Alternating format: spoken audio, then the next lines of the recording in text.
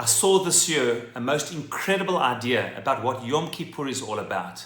We after all know that the last Mishna in Masechet Yoma says that the power of Yom Kippur is that if a person does Teshuva in Yom Kippur, it atones for all of one's sins for the year.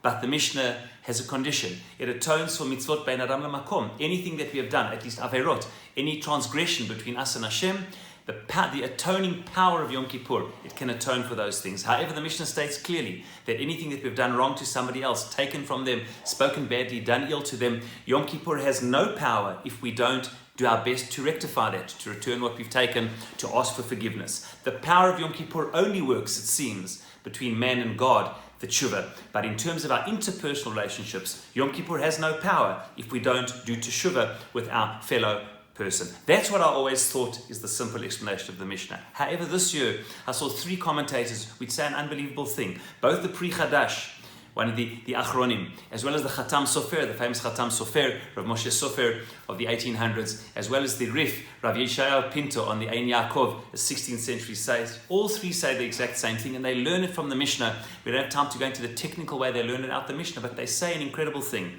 They say, we've got it wrong. Yom Kippur does not even atone for our transgressions between us and God if we don't do Teshuva and we don't do our best to rectify interpersonal relationships. Meaning there is such a deep connection between our relationships with others and our relationship with Hashem that if we don't seek forgiveness, ask for forgiveness, and do our best to repair our relationships with others, then even the atonement of Yom Kippur on our mitzvot between us and God, even that doesn't work. Meaning all of Yom Kippur is powerless according to these three Rishonim, these three Achronim, these three later commentators, based on how they learn this Mishnah, if we don't do our best to repair relationships. It is for that reason that the main avodah, the main halakha in the Shulchan Aruch, what we're supposed to be doing on Erev Yom Kippur, is piyus, is asking for forgiveness, doing our best to mend the fractures in our relationships with those closest to us, with those distant from us. Because ultimately, if we want to mend the single most important relationship that we have in our lives, between us and Hashem,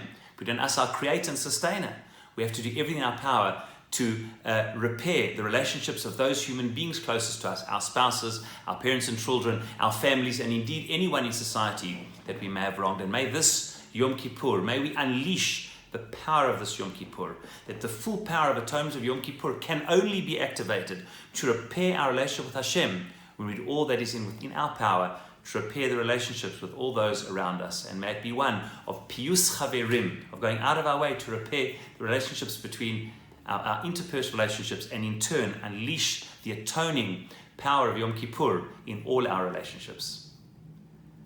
May it be a meaningful fast, an easy fast, a good and uplifting fast, and a year of tafshin pei, of closeness in all relationships for this year, for the entire year.